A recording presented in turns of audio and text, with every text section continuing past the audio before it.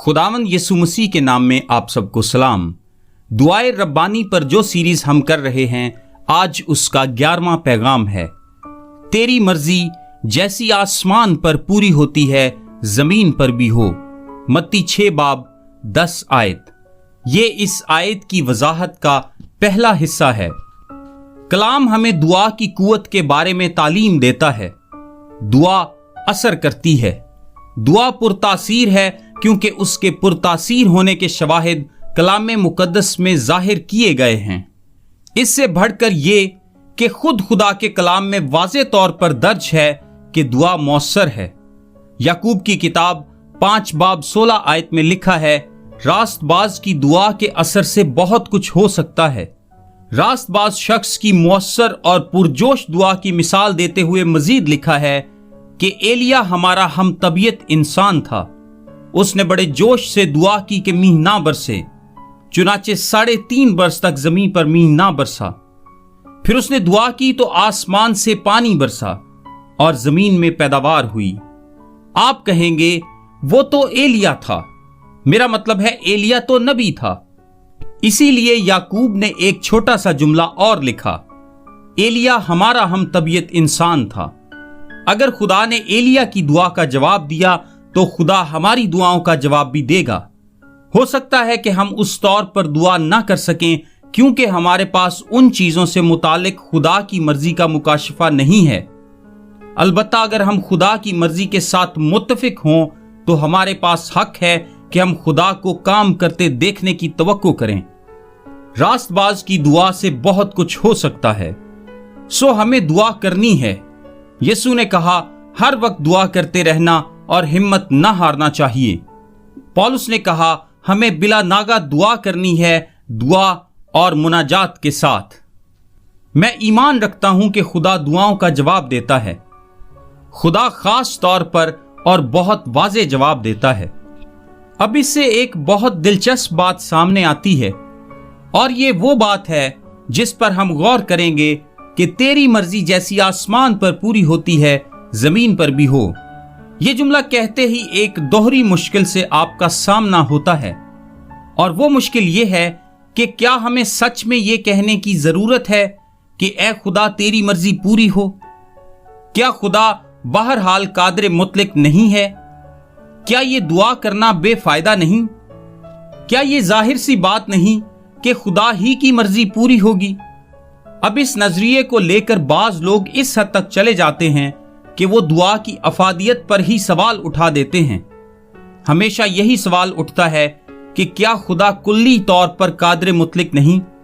वो इब्तदा और इंतहा से वाकिफ है, और क्या जो कुछ उसके दरमियान है क्या वही मुतय्यन नहीं करता? क्या वो सब चीजों पर इख्तियार नहीं रखता? और अगर वो कादिर मुतलक है और सब कुछ उसके इरादा के मुआफिक हो रहा है, तो हम ये दुआ क्यों करते हैं कि तेरी मर्जी पूरी हो? क्या वो पूरी नहीं हो रही? गौर से सुनिए, खुदा कादिर मुतलक है। खुदा ने कायनात की रवानी पहले से तय कर रखी है। खुदा इब्तदा से इंतहा तक वाकिफ है। खुदा वही करेगा जो उसे करना है। दूसरी जानिब दुआ भी असर करती है। अगर आप नहीं जानते कि ये दोनों अवामिल मिलकर कैसे काम करते हैं तो इस बिना पर अपनी दुआया जिंदगी को तबाह ना करें। और ऐसा होता है। इस किस्म का रवैया कहता है सब कुछ तो खुदा की मर्जी के मुआफिक ही होना है, तो फिर दुआ की क्या जरूरत है? ऐसी बात कहना खुदा के कलाम के मुनाफी है। किसी नामालूम लिखारी ने इस बात को यूं बयान किया है, मैं हमारे नहीं कह सकता अगर मैं रूहानी तौर पर ऐसी जिंदगी गुजार रहा हूं जो सिर्फ मेरे ही लिए है। मैं बाप नहीं कह सकता अगर मैं हर रोज उसका बेटा बनने की कोशिश नहीं करता। मैं तू जो आसमान पर है नहीं कह सकता अगर मैं आसमान पर कोई खजाना जमा नहीं कर रहा। मैं तेरा नाम पाक माना जाए नहीं कह सकता अगर मैं पाकीज़गी की तलाश में नहीं हूं।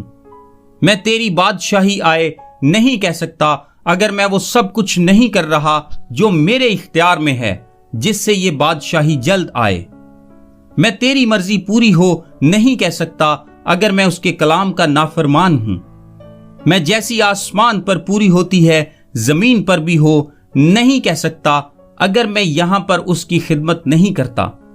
میں ہماری روز کی روٹی آج ہمیں دے نہیں کہہ سکتا اگر میں بد دیانت ہوں اور ہیلا بازی سے چیزوں کی تلاش کرتا ہوں۔ میں ہمارے قرض ہمیں معاف کر نہیں کہہ سکتا اگر میرے دل میں کسی کے خلاف رنجش ہے۔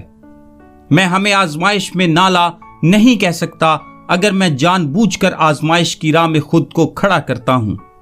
میں برائی سے بچا نہیں کہہ سکتا اگر میں خدا کے تمام ہتھیار نہیں باندھ لیتا۔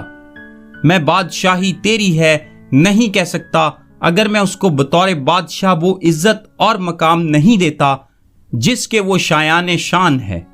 میں قدرت تیری ہے نہیں کہہ سکتا اگر میں انسانوں کے خوف میں رہتا ہوں کہ وہ کیا کریں گے۔